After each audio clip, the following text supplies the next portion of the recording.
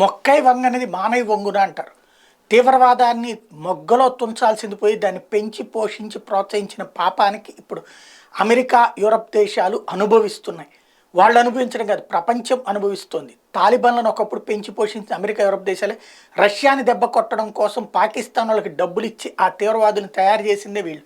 దాని పర్యవసానం చివరికి వీళ్ళ దేశాల మీదకి వచ్చాక దాన్ని నాశనం చేయడానికని ప్రయత్నించారు, కానీ అది నాశనం కాకపోగా మరింత వెర్రితలలు వేసింది. ఈ అణచివేతకి ప్రతీకారం అంటూ ముస్లిం దేశాల్లో ఇరాన్ లాంటి వాళ్ళు, టర్కీ లాంటి వాళ్ళు వెనకుండి ముస్లిం యువతను రెచ్చగొట్టి తీవ్రవాద వైపుకి ఆకర్షించడం కాదు, పెంచి పోషించి ప్రోత్సహిస్తున్నారు. అందులో నుంచి పుట్టుకొచ్చినటువంటి హౌతీ తీవ్రవాద సంస్థ చివరికి ఇప్పుడు గుడ్డొచ్చి అది పిల్లొచ్చి గుడ్డును ఎక్కిరించినటువంటి చందంగా ఇప్పుడు అమెరికా, యూరప్ దేశాలను హెచ్చరిస్తోంది. ఏదైతే రెడ్ సీ, ఎర్ర సముద్రంలో షిప్పుల మీద దాడులు చేస్తూ దాన్ని నిరోధించడం కోసం ప్రత్యేక యుద్ధ నౌకల్ని అక్కడికి తీసుకొస్తే, వాణిజ్య నౌకల్ని కాపాడటం కోసం వచ్చిన యుద్ధ నౌకలకి రక్షణ లేదు.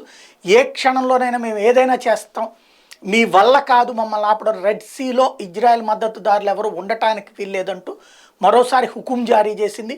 దాని పరిణామాలు ఎట్లుంటాయనేది చూడాల్సి ఉంది.